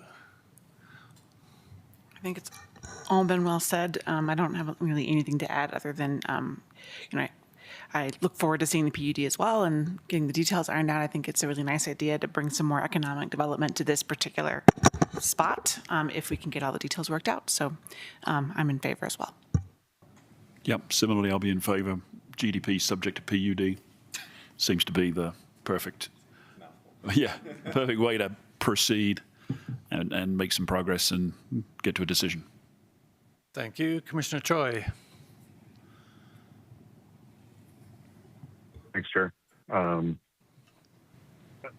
Based on the application as it's written and the level of development and the tie-in of the approval and recording of the GDP to an approved PUD, there's nothing that's presented right now that there's a defensible argument against. No violation of anything that would present an objection. So I'll put all of my bags in the PUD review and approval bucket and be in support of the application as it's written tonight. Great, thank you very much. Similarly, I think at the GDP level, we're in a good spot, and clearly it's an issue that needs to be worked on with all concerned parties. So with that, I would entertain a motion. Yes. I have it pulled up so I can. Oh, would you please? Yeah, make a motion to approve resolution number 8, series 2026, a resolution recommending approval of a third amendment to the St. Louis Parish and Commercial Park General Development Plan. We have a second. Second. Roll call vote, please. Commissioner Ritchie, Yes. Commissioner Mahaley, Yes. Commissioner Choi, Yes. Chair Brownice, Yes. Commissioner Baskett, Yes? Commissioner Hunt, Yes. Commissioner Banks. Yes. Motion carries. Thank you all for coming out this evening and sharing your insights on some of the issues out there.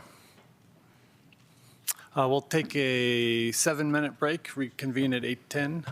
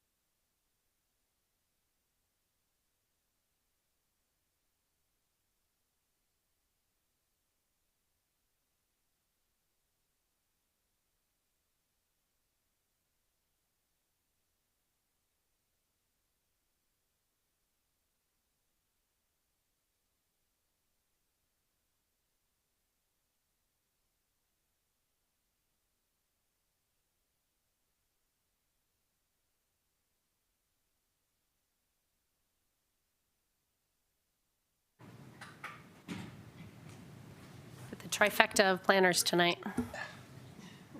Nice. All right, thank you all. Welcome back. I will now open the public hearing and request for a minor. Recording in progress. Yes, thank you. Welcome back. I will now open a public hearing and a request for a minor subdivision to combine lots. The purpose of the hearing is to receive evidence regarding the application materials and provide a public forum for all interested parties who wish to comment on this request before the Planning Commission. The procedure for the public hearing will be as follows. First, there'll be a presentation and testimony by city staff, followed by questions from the Planning Commission to staff. Next, we'll have a presentation and testimony by the applicant, followed by questions from the Planning Commission to the applicant. After these two presentations, members of the public who join this meeting in person, by computer, or telephone may speak regarding the application. Anyone who would like to speak in person is asked to complete a speaker card. Use the raise hand function if you're participating by computer, or *9 if calling in by telephone. Please limit your comments to 3 minutes per person. 2 people present at the meeting may pool their minutes to allow one person to speak for up to a total of 6 minutes. The purpose of public comment is to receive public testimony, not a forum for debate or dialogue. Commenters are encouraged to raise pertinent issues and may ask questions for clarity. However, these questions will not be directly answered during the public comment period. The applicant and staff will then be allowed to make a closing statement. I will then close the public hearing and no further testimony or other evidence will be received unless the commission decides to reopen the hearing. The Planning Commission will discuss the matter and may approve with conditions, deny, table, or continue to a specific future meeting. Public hearings are recorded for the public record. All testimony must be presented after stating your full name and whether you are a Louisville resident or not. Does anyone participating in this hearing object to the procedure I've described? Seeing no objections, do we have notifications? Yes. And do any Planning Commission members have any disclosures? For the sake of transparency, I'll acknowledge that I know the applicant as a former neighbor. This is my former neighborhood, but I don't have any ties or anything to gain from this application, and will be impartial. And I've consulted with the city attorney, and they agree that there is no conflict here. Thank you very much. Appreciate that. Thank you. Good evening, Chair, Commissioners, Matt Post, Community Development Team. I'm actually presenting this case tonight on behalf of our senior planner, Jess Daniels. She is unavailable to be here tonight, so I am covering for her. But the item before you is Resolution Number 9, Series 2026, which is recommending approval to the City Council of a minor subdivision at 1006 and 1008 Honeysuckle Lane. The subject properties are directly adjacent to one another, and they share a property boundary, as you can see on the screen. So there's an existing home built, which is the applicant's home, and then a vacant property directly adjacent. Those properties are outlined in blue. These properties are located in the Centennial 8 subdivision. Both properties were impacted by the Marshall Fire, with original homes on each lot lost during that event. The applicant, who is here this evening, Joel, is the owner of 1008 Honeysuckle Lane. His home was rebuilt in March of 2004. The adjacent property is 1006 Honeysuckle Lane, and that has remained vacant. I believe it's currently listed for sale, and the applicant is considering purchasing the property and consolidating the property into one overall lot. So again, we have 2 existing single-family lots right now. The applicant is proposing to take ownership of both of those, remove the lot line, which would be a consolidation for one large lot. Just of note, because we've discussed this in the past, public land dedication with subdivisions. Public land dedication was satisfied with the original Centennial 8 subdivision back in 1987 on this property.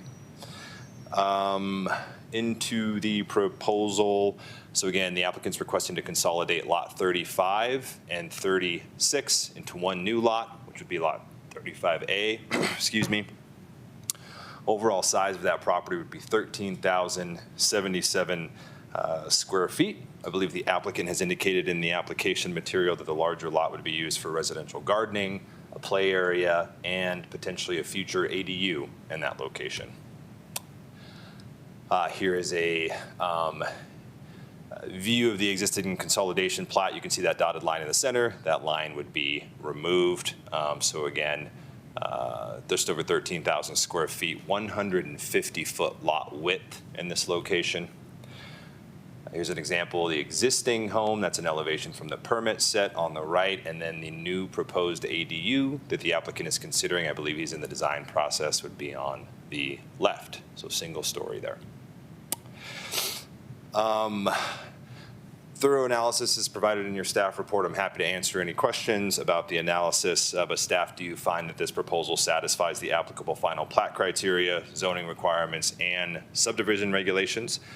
That said, I think there are a few key considerations that staff took the liberty of analyzing. And so first and foremost, there is no maximum lot size in the underlying zone district. So this is located within the Centennial 8 planned unit development with an underlying zone designation of residential estate. We do not have a maximum lot size. We have a minimum lot size. So there's no restriction on consolidating lots in our subdivision or zoning ordinance here. Staff also evaluated how lot coverage would be affected in this particular scenario. So under the RE zoning standards, 1006 or 1006 Honeysuckle, currently has an allowed footprint coverage of structures of 1,935 square feet, while 1008 Honeysuckle has an allowable lot coverage of approximately 1,929 square feet. Combined, those two separate lots have a total coverage of approximately 3,864 square feet. Again, that's each individual lot as they exist right now. With the proposed consolidation of those lots, that new lot, again, would contain that 13,077 square feet with that 150-foot lot width. Under RE standards, that would result in a maximum lot coverage of 20% or 3,000 square feet, whichever is greater. In this case, the lot coverage of 3,000 square feet would apply. And so that would represent the largest allowable lot coverage within the Centennial 8 planned unit development neighborhood. It would exceed the next largest lot by only about 300 square feet. So other lots in the subdivision range from approximately 6,500 square feet to 9,800 square feet in size, with the resulting allowable lot coverage maximums at 2,000 square feet to 2,700 square feet. So again, right now, max square footage in Centennial 8 with the existing lots is 2,700 square feet. This new lot would be up to 3,000 square feet, which could potentially be built. But again, there is an existing home on the property. So that's a delta of 300 square feet with that new consolidation. One of the additional considerations to take into account here is the applicant is considering an ADU on the property. And so as you are aware, the first 500 square feet of an ADU are exempt from our coverage limitation requirements. Just worth noting there. So I'll let the applicant speak more if he would like to, but that would technically allow for up to 3,500 square feet of footprint on that property when we're considering an ADU as well, right? So again, the applicant has a current single-family home there, so that would be a scenario where a new home is built potentially, or an addition to that home is proposed, and then an ADU is there. But again, that could potentially be the maximum footprint that would be allowed on that lot. That would be that 3,000 square foot limitation that would be within the RE standards based on the new lot size that's there.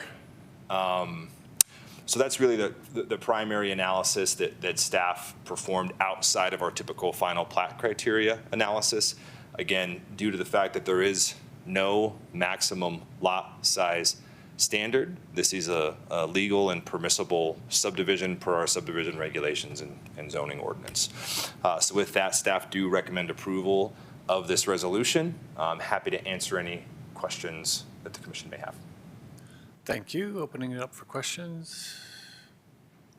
Yes, Commissioner Richard. Thank you for doing all that math. I really appreciate it. Would the maximum size limitation of an ADU not allow it to be built to that full 3,500 square feet, or you're not sure on that? Well, I believe ADUs are limited to 1,000 square feet, if I'm not mistaken. So you can build the ADU up to 1,000 square feet. I think the takeaway would be there that they would have an additional 500 square feet with the ADU, because 500 square feet, the first 500 square feet of the ADU are exempt citywide. Okay. And yeah, my other questions are just for the applicant. And that permits a driveway, a second driveway in there? We have no restrictions on a second driveway. Yeah, they would pull a permit through Public Works. We would require appropriate curb cuts. We don't actually have separation requirements yet, although we are adopting new engineering standards, I believe, where that will potentially come up, but they would be allowed to legally establish a separate driveway with the right-of-way permit. And pushing us out, say, 100 years, using our current laws, is there potential that multifamily could be built with a different ownership structure? Let's assume that. I'm sorry, can you ask that question again, Chair? Multifamily be built on this double lot. Oh, yeah, well, not under current zoning standards, no, but, potentially if Right, the okay. state comes down again and decides to Right, do change something that, else. all right. Any other questions? Chair, I didn't see anything in the proposed language or the resolution. If this lot is currently for sale, how are we reconciling that with a combined plat? There was a letter from the current owner in our packet that said that they were okay to go ahead with this discussion, right? Yeah, I believe so. So I apologize. I didn't handle this application, but we would have accepted a property owner authorization in that scenario. Yeah, if you're still pursuing the sale, the purchase of the property. We'll let you speak in just a minute here, yeah. Thanks, yeah. All right. Any other questions Sorry, for staff right I now? missed that. Commissioner Trey, anything else? Just one other question. The rendering of the conceptual ADU, gets to be a pretty demonstrative, appearance right on the street front there. I know there are a lot of requirements for different development areas around the city to kind of maintain a diversity of the stock that's in the development, right? That showed true from a lot of the developments around town that happened 30, 40 years ago with a variety of housing stock. Is that a concern for staff that the presentation of an ADU adjacent to an existing building, or if there was new stuff built up, that it would be a little bit overbearing or overwhelming for the overall character of the neighborhood? I don't know that that's necessarily of a concern for staff. We don't have any design regulations or requirements for variation among single-family structures that I'm aware of, and/or design requirements for ADUs. I believe the applicant's intent was to make the ADU look similar to the existing single-family home that's on the property, to maintain some some of that same character on the property there. But obviously that ADU would have to meet setback standards. I believe they have a greater setback standard than principal structures in this particular zone district outside of our Old Town area. So it will be set back further than the principal structure.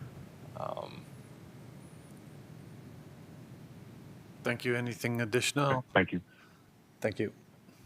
All right, any additional questions? Seeing none, can we invite the applicant up?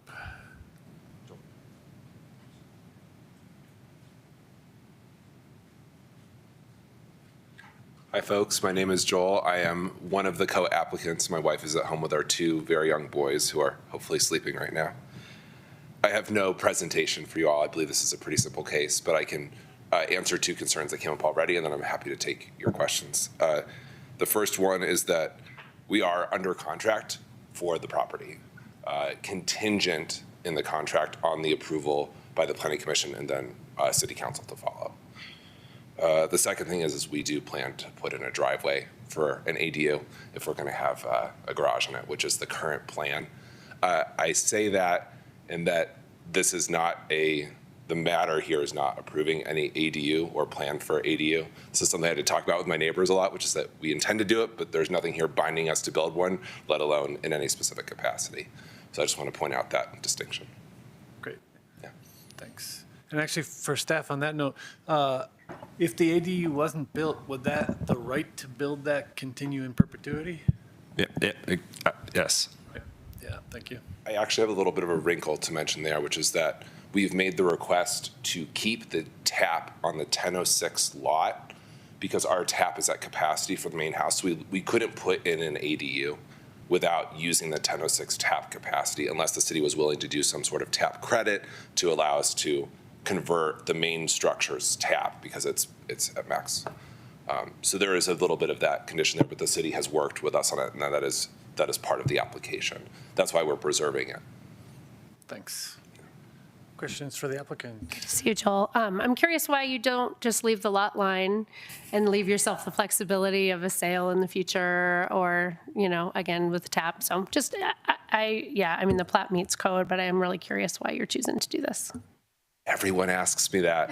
And the short answer is insurance and resale. So speaking with our insurance provider, and you can imagine having rebuilt my house after the fire, I know too much about homeowners insurance. My policy today would cover this ADU for no additional premium if it's on the same lot. Because Allstate, my insurer, when they write policies, you automatically get 50% of your primary dwelling coverage in coverage for any accessory dwellings. Versus if the lots were kept separate, I would have to write a new homeowners policy. And I plan to die in this house, or maybe in the ADU. So, sorry, that got dark. But those premiums would add up a lot over time to be paying premiums on two properties. The second thing is, for those of you who are familiar with the ins and outs of lending, my plan is to develop this into one place. So if I were to go sell that place on the market, any potential buyer, if they remain separate, would only be able to write a mortgage for the primary structure, and then they would have to pay through some other financing option for the other lot. And that would drastically limit the pool of potential buyers, such that I believe it would be unwise financially to purchase the lot unless I could combine the two. Thank you. Additional questions? Commissioner Choi, anything else? Seeing nothing? All right. Thank you very much. Appreciate your time. Thank you all.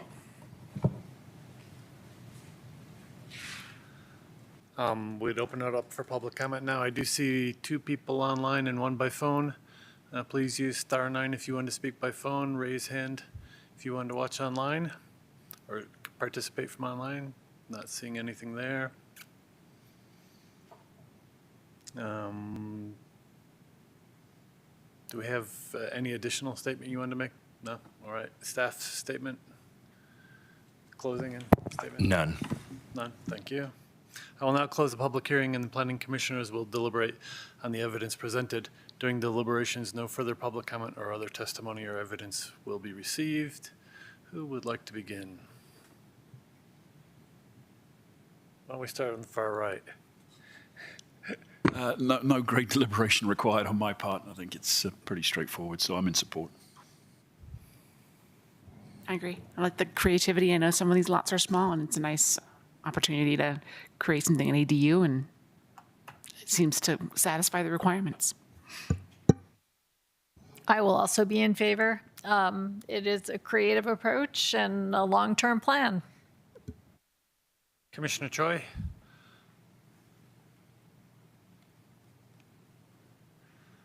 No major comments, Chair. Thank you. I don't really have a flavor either way. All right. Commissioner Mahaley? Yep, similarly, no major comments. I think it's a pretty straightforward one that meets criteria.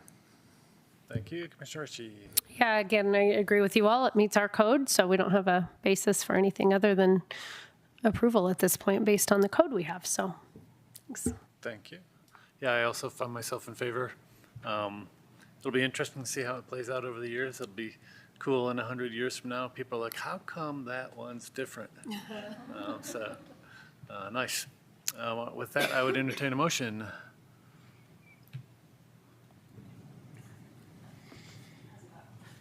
I think he's got us. Almost there. Okay. All right. Motion to approve Resolution 9, Series 2026, a resolution recommending approval of Centennial 8 Replat B to facilitate the minor subdivision at 1006 Honeysuckle Lane and 1008 Honeysuckle Lane. We'll have to, that's a typo. Yeah, it says land. Okay. And a second? Yes, thank you. And a roll call, please. Commissioner Ritchie. Yes. Commissioner Mahaley. Yes. Chair Brown Eyes. Yes. Commissioner Basket. Yes. Commissioner Hunt. Yes. Commissioner Bangs. Yes. Commissioner Choi. Yes. Motion carries. Thank you for your time. All right, with that then, does anybody on Planning Commission have any comments they would like to share with the rest of us? Staff? I do have one thing for the July Planning Commission meeting. I wanted to do a little polling on the alternate time. So I think at least 3 of you are out, Commissioner Ritchie, Commissioner Brown Eyes, and yeah. So quorum is a little tedious. So I think we had talked about potentially just go ahead and do an alternate date, but wanted to get the commission's opinion. Well, I guess the first question is, 1, should we just do an alternate date with that slim attendance? And 2, if yes, what date should that be? I would throw out July 23rd if we want to go that route, but for discussion. My understanding, I still had this understanding that the only option we have is that 2 weeks later. I'm not sure. It would be strange to have a planning commission meeting on a different day of the week. It would be bizarre. So, but yeah, I guess we can poll people for the 23rd as an option. I will still be out 2 weeks later. Yeah. 2 weeks later, yeah. Yeah. I will also be out for a different reason, but out that night at a family reunion. I don't know that there's anything that says it has to be 2 weeks later, so we could look at, we keep it on a Thursday preferably, but we could look at July 16th or July 30th would be other options. I couldn't do the 16th, but I could do the 30th. Okay. 30th. Are you already tracking a number of applications for that meeting? There are a couple cases that are hoping to get on for that meeting, yes. So we would like to keep a July meeting if possible. Yeah, I could do the 16th, but not the 30th. I could do either. I could do 30th, not 16th, I can do the 16th. not 30th. Should be tracking this. I am not certain. I might not be available on the 16th, but I am available on the 30th. So we're down 1 on the 30th. Commissioner Choi, could you do 30th?